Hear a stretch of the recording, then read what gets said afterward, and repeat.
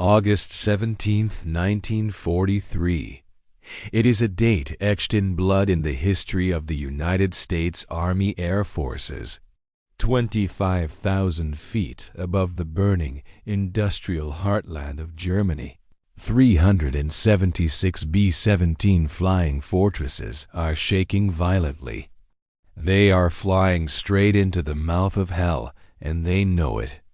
The air outside is 50 degrees below zero, cold enough to freeze exposed skin in seconds.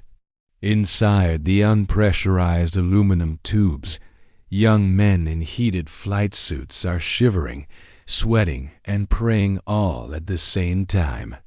They are being hunted by the Luftwaffe. German fighter planes are slashing through the formation like sharks in a feeding frenzy, their cannons tearing through the thin metal skins of the American bombers. Wings are snapping off in the thin air, sending spiraling coffins plummeting 5 miles down to the earth below. Men are freezing to death before they even hit the ground. Blood freezes on the control yokes, and the screams over the intercom are drowned out by the roar of 4 massive radial engines fighting to stay airborne. They are dying by the hundreds. 60 aircraft will never return today. 600 men, fathers, sons, brothers will be erased from existence in a single afternoon. And for what? What was the target that was worth this level of suicide? They weren't bombing a military headquarters to kill generals. They weren't bombing a fuel depot to stop the tanks from moving. They were bombing a factory that made marbles. Steel marbles. The target was the city of Schweinfurt, the heart of the German ball-bearing industry. The Allies knew a secret that the Germans tried desperately to hide. If they could destroy these tiny, shiny steel balls, the entire Nazi war machine would grind to a halt. No tanks could turn their turrets.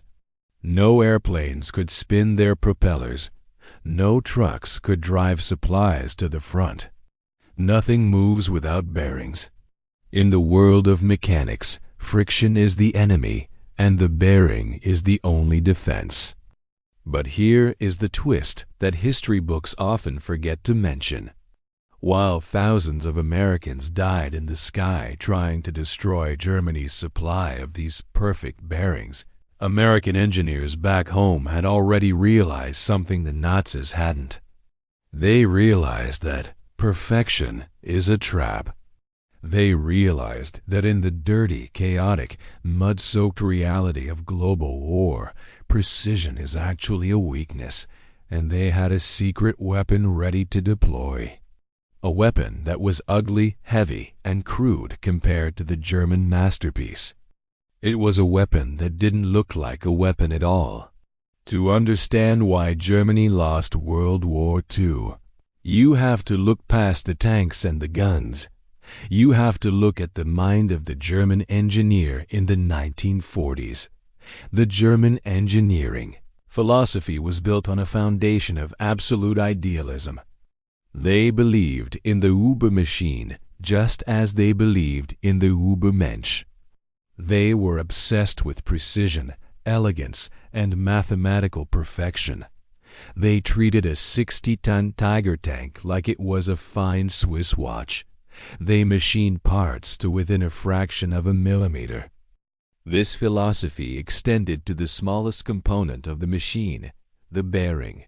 The Germans used ball bearings for almost everything. It makes sense on paper. A sphere is a perfect shape. It is mathematically flawless. When a ball bearing sits in a race, it touches the surface at a single microscopic point. In physics, we call this point contact. Because the contact area is so incredibly small, there is almost no friction. The wheel spins freely. It is elegant. It is beautiful. Creates a machine that feels smooth and sophisticated. But it is completely wrong for the dirty reality of war. Because war is not elegant. War is heavy. War is full of mud, grit, sudden impacts. and catastrophic explosions. When you put a 60-ton tank on a set of ball bearings, all that massive weight is concentrated on that one tiny microscopic dot on the steel ball. The stress at that single point is astronomical. It works fine on a smooth factory floor or a paved highway, but put that tank in the Russian mud. Put it on a rocky mountain pass in Italy. Slam it sideways as it tries to dodge an incoming shell. The physics change instantly. The forces aren't just pushing down anymore. They are pushing sideways. This is called thrust load, and ball bearings hate it. Under this pressure, the perfect sphere begins to deform. It's like a woman wearing stiletto heels walking on soft dirt. The heel sinks. The heel snaps. The German Tiger and Panther tanks were technologically superior to American tanks in almost every conceivable way. They had bigger guns that could kill from miles away. They had thicker armor that could bounce Allied shells like pebbles. They had better optics that let them see in the dark. But they had a fatal Achilles heel. Their wheels kept falling off. Their transmissions kept exploding. Their final drives sheared apart like glass. Why? Because they were trying to support a monster with a marble. A Tiger tank needed maintenance every few hours of operation. The crews spent more time fixing the tracks than they did fighting. If the bearings failed, the track jammed. A stationary tank in a war zone is nothing more than a steel coffin. The Germans had built a Formula One race car for a demolition derby. They had engineered themselves into a corner. While the Nazis were obsessing over perfect spheres and tight tolerances, the Americans were taking a completely different approach. They were using a design from a man named Henry Timken. And the irony of this story is almost too perfect to believe. Henry Timken was born in Bremen, Germany. He was a German immigrant who came to America to find a new life. He started making carriages in St. Louis. He knew about heavy loads. He knew about bumpy roads. And his invention, the Timken tapered roller bearing, would eventually doom the country of his birth. Timken didn't care about perfect spheres. He didn't care about mathematical elegance. He cared about load. He cared about durability. He created the tapered roller bearing. Instead of a ball, he used a cylinder, a roller, and he angled it into a cone shape.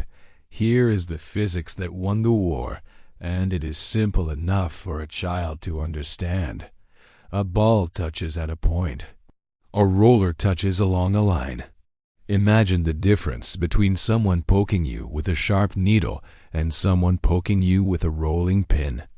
The needle pierces deep and causes damage. The rolling pin spreads the force across a wider area. This line contact meant that Timken bearings could handle massive amounts of abuse.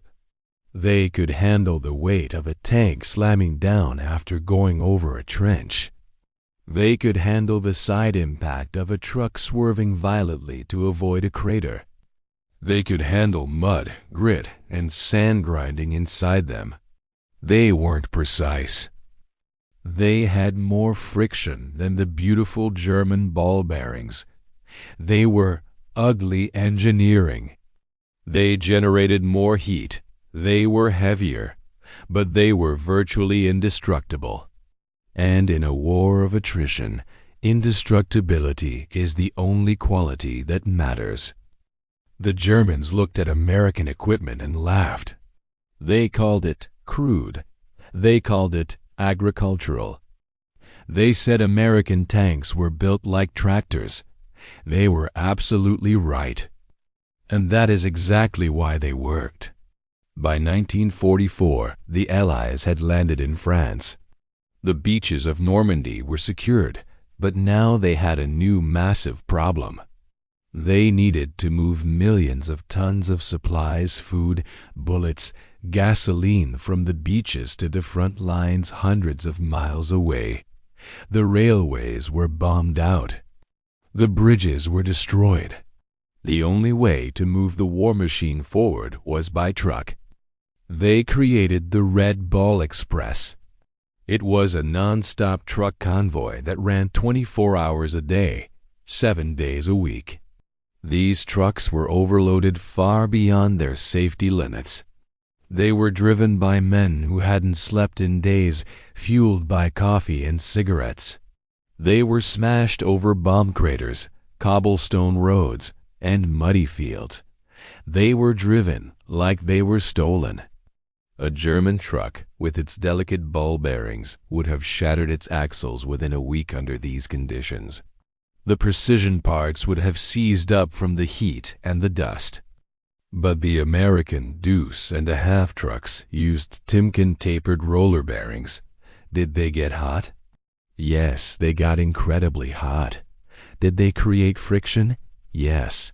But did they break? No. You could fill a Timken bearing with bad grease, mix it with a little dirt from the road, and it would still run. It might scream.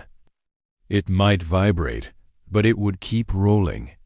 General Patton's tanks were moving so fast across France that they ran off their own maps. They were outpacing the ability of the commanders to plan. The only reason they could keep moving was because this ugly, chunky American bearing technology allowed the supply trucks to keep up with them. The Germans couldn't believe it. They were waiting for the American logistics to collapse. They knew how fragile supply chains were. They expected the trucks to break down. They waited and waited. But the trucks didn't stop until American tanks were rolling into the streets of Berlin. The German generals watched in horror as their own perfectly engineered machines betrayed them. Let's look at the tragedy of the German Panther tank to truly understand this failure.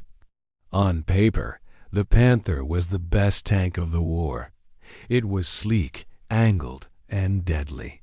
It could kill an American Sherman tank from 2,000 yards away, long before the American could even see it. But ask any historian or tank museum curator about the Panther's final drive. The Panther had a fatal flaw hidden deep inside its gears. Its final drive, the set of gears that actually turns the tracks, was a weak point. The engineers were constrained by space. They were obsessed with using ball bearings to save room and keep things compact. They designed a system that simply couldn't handle the torque of the massive Maybach engine. At the Battle of Kursk, the biggest tank battle in human history, Hitler pinned his hopes on these new supertanks. Dozens of brand-new Panther tanks were unloaded from trains. They revved their engines. They moved toward the front. And then disaster struck. Before they even saw an enemy soldier, they began to stop. Smoke poured from their wheels. The gears inside had sheared off. The bearings had shattered under the strain. The crews were forced to climb out, rig explosives to their own superior tanks, and blow them up to prevent capture. They had to retreat on foot. They didn't lose because they were outgunned. They lost because their engineering philosophy was too fragile for the real world. Meanwhile, the American Sherman was a mediocrity. It had a smaller gun that bounced off German armor. It had thin armor that caught fire easily, earning it the grim nickname, the Ronson Lighter. It was tall and awkward. But it had Timken bearings. You could fix a Sherman with a sledgehammer and a wrench.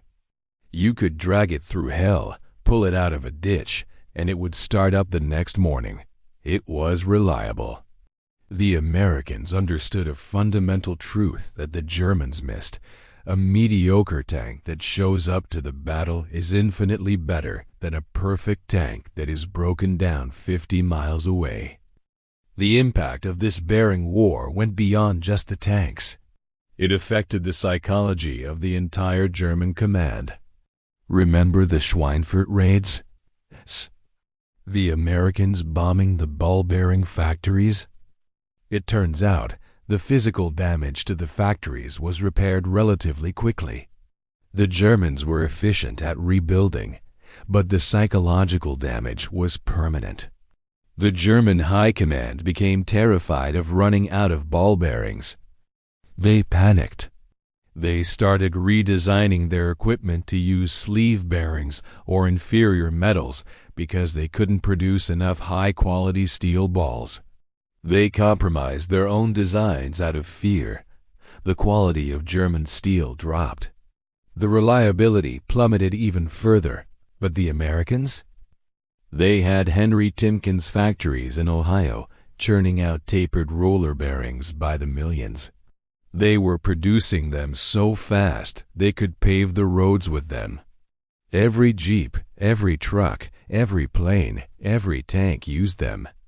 And this led to another massive advantage: standardization. A German mechanic needed a specific ball bearing for a specific model of a specific tank. If he didn't have part number 405B, the tank sat useless. An American mechanic could sometimes swap parts between a truck and a tank. He could scavenge a bearing from a wrecked Jeep and hammer it into a generator. This is called logistical depth. It is not sexy. They don't make Hollywood movies about inventory management. But it is the only thing that matters in a global war. Logistics beats tactics every single time.